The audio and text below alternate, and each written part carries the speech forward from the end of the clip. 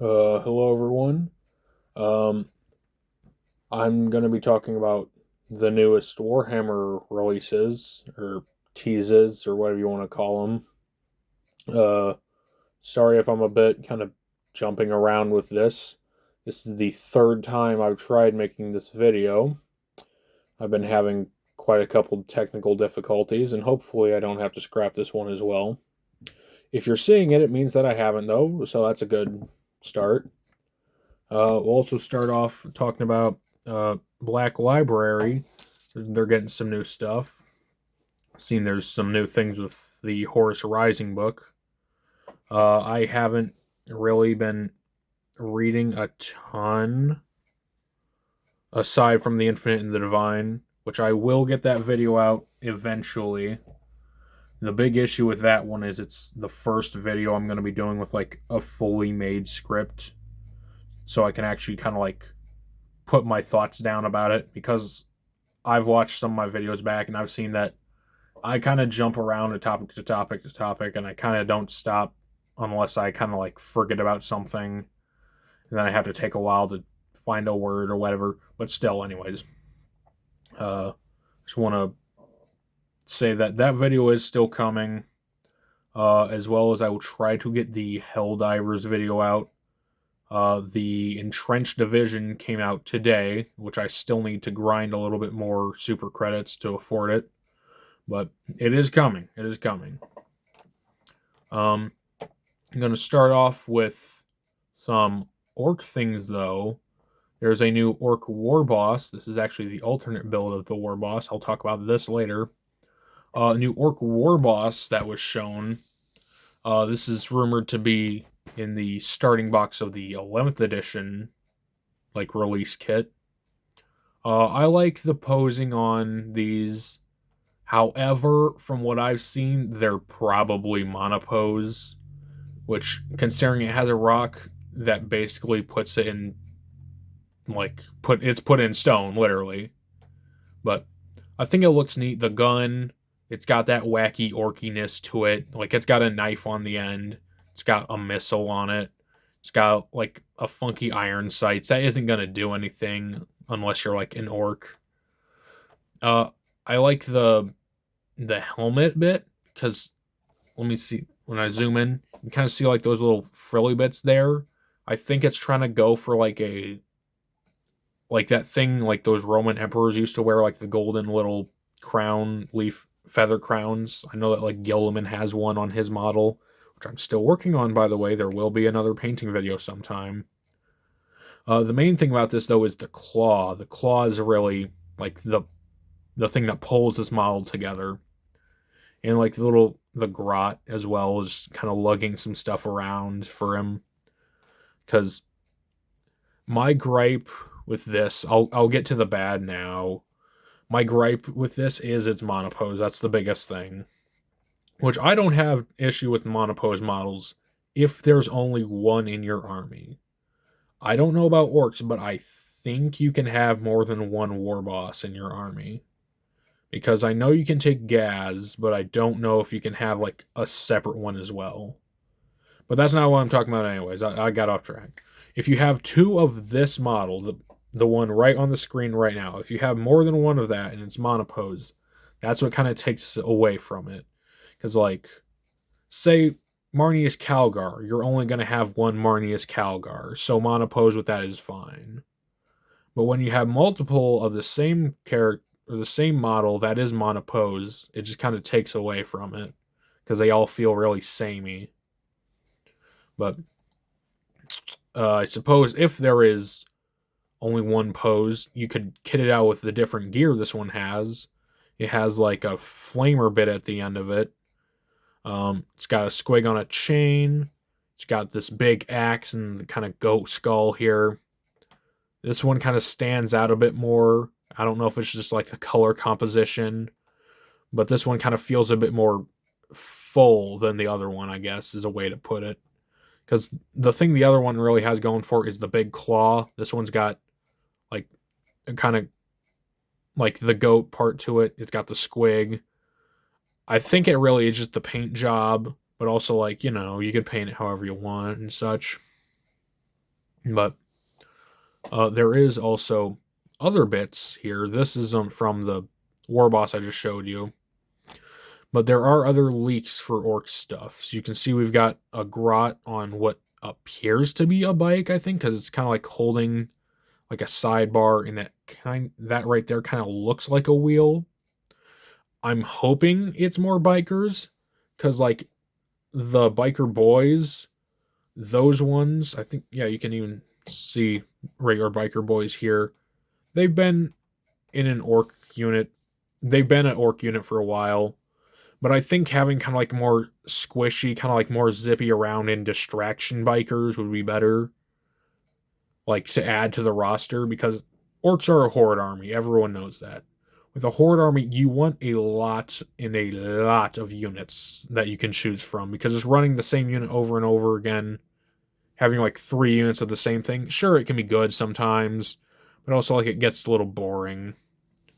But also here, there's like a Gatling gun kind of thing, which I wasn't too sure what it was or what it could be, but I've seen other people saying that's probably a part to a new Def Dread, which I think would be neat. Because, like, orcs are all about kind of scrapping stuff together and making machines that really shouldn't work. In Def Dreads, just kind of, they have a feeling to them that it's really just, like, that's what an orc would do if you left it alone, on just like a planet to make something by itself. But I still think the Def Dread, the way it is now, is fine. But I'd love to see the full render of the new model if this is a Def Dread, which I'm hoping it is. And to cite my sources, because that's always good, on spikybits.com is where I found the leak pictures. On belloflostsouls.net is where I found the Warboss pictures.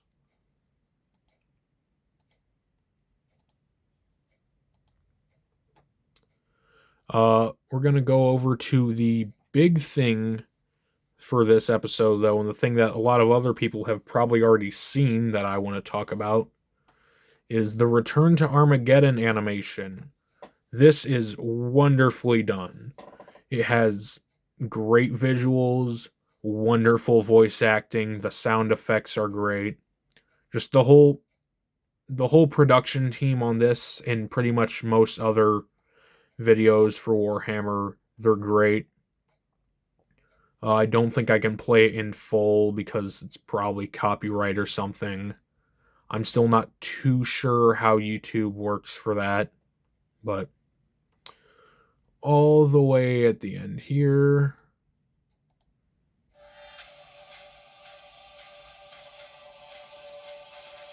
they show off the new Yarrick model, which I think is great. There's so many things about this that just kind of pull it together in like the iconography on it, like the skull with the little wreath on it, the Aquila, like the little dangly bits from his shoulder. I don't know what those are called, but like commanders usually wear that. He's got a Stormbolter here that's got like little golden wreath things on it. And the claw, his infamous claw. I don't know if this was also part of the leak picture. They might have just used the same picture for both of them, because GW can kind of be lazy sometimes. He's got kind of like the regal looking robe. The paint job on it as well is amazing. So props to the painters who actually do this for the photo shoots when they release the models, for any model for that matter, because just as much as I give GW hate as a company, the artists they employ are like top notch. Like this is insane. But anyways, I think this is probably going to be a monopose model as well, because I like the pose. It's kind of like he's reaching out with the hand to kind of command. He's got the Stormbolter kind of at his side at the ready. But I mean, if this is a monopose model, I don't really have an issue with it. And the reason this is not an issue is because you will only have one Commissar Yarrick in your Imperial Guard army. which, like, duh. You can probably take it with other epic heroes that would kind of like blend well together, I guess. Because, like, there's some character models that I've found that, like, when you have them in an army together, it tells a real story. Like, I mean, you can tell a story with any army, but it's just kind of like for some unit compositions, you just get kind of like a feel. And like for armies in general, you can also get kind of a feel. Because I personally am not a big Guard Astra Militarum fan. I understand why some people like it. It just doesn't really click with me. Because, like, I don't know if it's happened to you, viewer, if you're watching this and you've actually bought Warhammer. If you haven't and you just looked at it, if you went into a store, like, sometimes, like, I get like that little buzzing in the back of my head when I look at a specific box and it's like, oh, that's really neat. That's what I want. That might be called, I don't know. I might just be a super nerd. Actually, yeah, I'm pretty sure I put that in the bio on this channel. But anyways, like, I just think like the effort that went into making those, the designs of those, I know they just kind of churn them out. It's plastic. It's plastic. I could probably make it in my basement with a box of scraps if I put my time, heart, and effort into it. But I'm not going to because I'm not a sculptor. I'm more of a painter. I have done some pottery before, though, but that's nothing like plastic. But anyways, like, I'll tell a little story. Because, like, the first time I went into the Games Workshop or the Warhammer store, they rebranded them all to Warhammer. It was around the beginning of 10th edition. The new Leviathan box had just come out, as well as, like, all the starter kits. And I went around the whole store. I was fresh off kind of like a tabletop gaming high, I guess you could say, because I was still pumped up because me and my buddies had just finished up a D&D campaign. It hadn't lasted too long, but like we still had fun with it. And I looked at the Age of Sigmar section when I came in because that's kind of like an entire wall of the store. It's not that big of a store, the one I go to. It's not like a Warhammer world, but I'd love to go to one day. I think they're building one in Washington in the US sometime. I know it's not done yet, but when it eventually is done, I'd love to go see it. But anyways, I went to the store, I looked at the Age of Sigmar wall, and I was like, yeah, these are all really cool, but like it's still fantasy. I want something a little bit different. So I looked over at the other wall, like the really long wall, that's got all the 40K stuff on it. And like there was just so much. Like the first thing that did catch my attention though was the Space Marine section because it was the biggest. Shocker, it's been the biggest for quite a while. But I mean, just I saw like the Space Marines. It was, I don't remember which box it was at the, like right now I can't pull the box off the top of my head because it wasn't the one that I bought. Because I found one that I was like, oh, this one actually has more models in it, so I probably want this one instead. But I think it was, it might have just been the regular intercessors. I have no idea. But anyways, I saw it and I was like, oh, that's really cool. And also, like, they're in a lot of the promotional material because I had seen the I think it was just, I think the trailer was just called Leviathan. It's the one that has like the Terminators in it. And he has like the chain gun and he shoots the Hive Tyrant before he gets killed. But anyways, so before I made my choice, I walked down the rest of the wall and I looked at everything. I also saw the Tyranids, which I thought were pretty cool. That would have been my army of choice if I didn't buy Space Marines, which, you know, I'm really close to getting 2,000 points for my army, which after that I could just buy like other Space Marine boxes that I don't have just to like, if I want to mix and match some units. But also I feel like I want to kind of try something different because one thing with me is I'm not very good at painting skin. Doesn't matter if it's human, alien, anything in between. In Tyranids have a lot of skin, but I think it'd be really fun to paint them. I think it'd be really fun to paint anything for pretty much anything in 40k. Aside from resin kits, I don't like the resin models, except for the old Tyberos model. I think that one was pretty neat. But anyways, off topic. Anyways, yeah. So, uh, I went back. I grabbed the Space Marine box, but a little thing I wanted, like the reason I was drawn to Ultramarine specifically, was because just the sheer amount of characters. Even then, they still had, because they had the old Marnius. They had, I think they still had the regular Lieutenant Titus. They had the old Uriel Ventress. Pretty much all the old models. They still didn't even have the Ancient and Terminator armor then, and they still don't now, and I doubt they ever will again. But, you know. But the thing, though, was I actually wanted a White Scars army before I went in there, because I looked at, like, the main couple of chapters, because I wanted to do my research before I went in there in a bit. And I was like, oh, White Scars. I like the paint scheme, because it's got, like, the red lightning bolt and such. I like bikes, because for, like, some video games that allow you to have, like, a slow tanky build, a medium build, or like a light fast build, I usually go for like the light fast build, like the hit hard hit fast kind of build. I thought, oh, that'd be really cool for Space Marines, but the only White Scars model they had there was Jagatai Khan, because they had like nothing at the start of 10th edition for White Scars. But Jagatai Khan's still a good model, but also, one, bikers are out of stock at the moment. They probably still are. And two, bikers come in a box of 3 for like, back then it was like 50 some dollars, which was still insane even then. But anyways, yeah, so for me, there's some things that just kind of click, and I do get why people like Astra Militarum. I like the tanks. I don't like I don't like fighting against the Bane Blade for obvious reasons. Is it the Bane Blade or the Basilisk? It's one of the two. It's one of the two. No, it's not. It's the Rogel Dorn. It's the goddamn Rogel Dorn. Oh my god, there it is. I hate that thing with a burning passion, which is why I have anti-tank in my army list. Anti-tank units in my army list. So, anyways.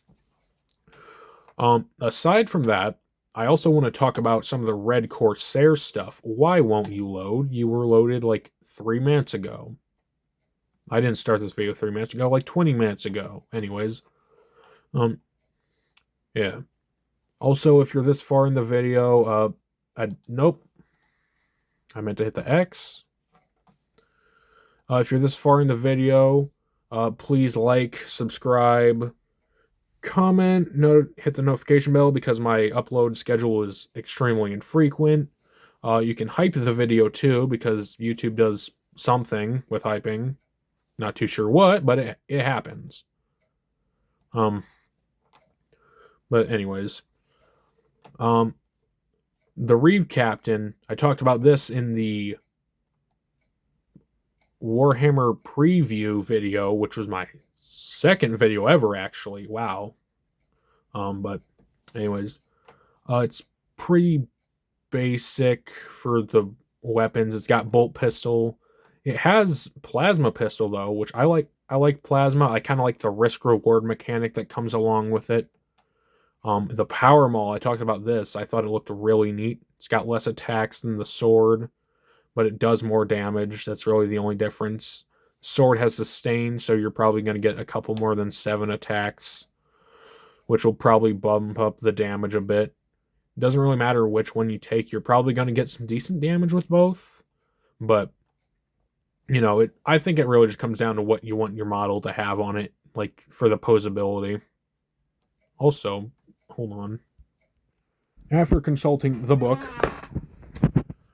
yes, it's the exact same base stat line. So yeah, it's called a Reeve Captain, but it's still just a captain. But anyways, for abilities, got Brutal Raider. Each time it makes a charge move, you add 1 to the strength and armor penetration of melee weapons of itself and the unit it's attached to, which is pretty good.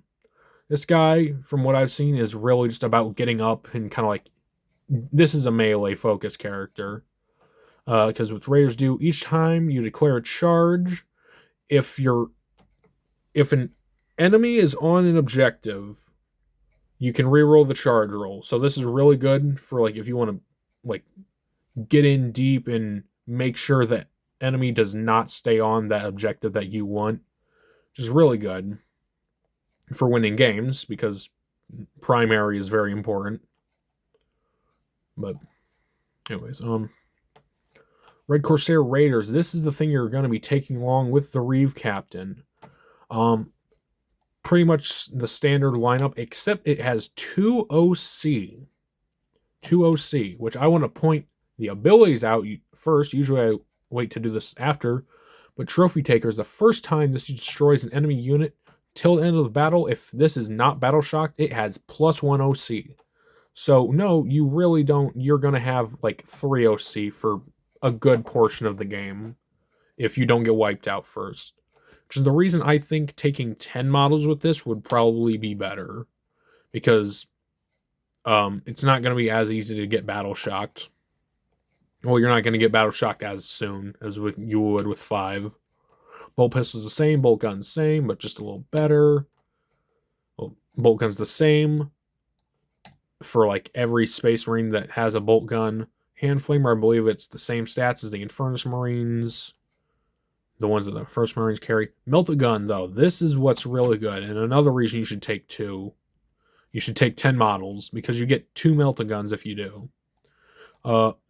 Considering if you're taking with the Reeve Captain, if there's like a charge you want to make, but there's a really big enemy there, say like a tank or a monster or something of that sort, and you don't want to charge in there because of that monster, you can just toss some melt-a-shots at it, and it'll probably do a good bit of damage to it. If not, it'll probably kill it.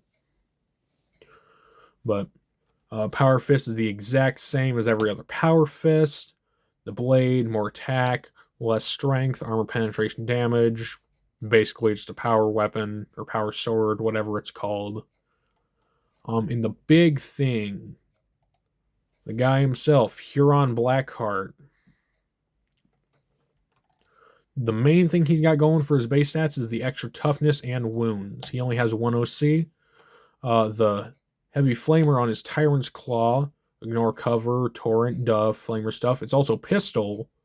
So if you're going to be running around, getting up close, this is also pretty good for shooting before going into a charge. The Tyrant's Claw melee is good as well. It's got 6 attacks, 2 up in skill, 8 strength, -3 AP and damage 3. For most things, that -3 AP is gonna hit it up to its invuln save.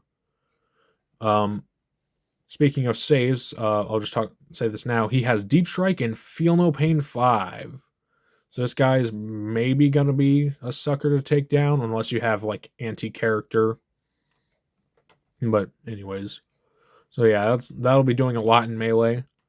He has an aura ability, which when friendly heretic starts infantry that isn't battle shocked or damned is within 6 inches of this model, add 1 to the OC of that.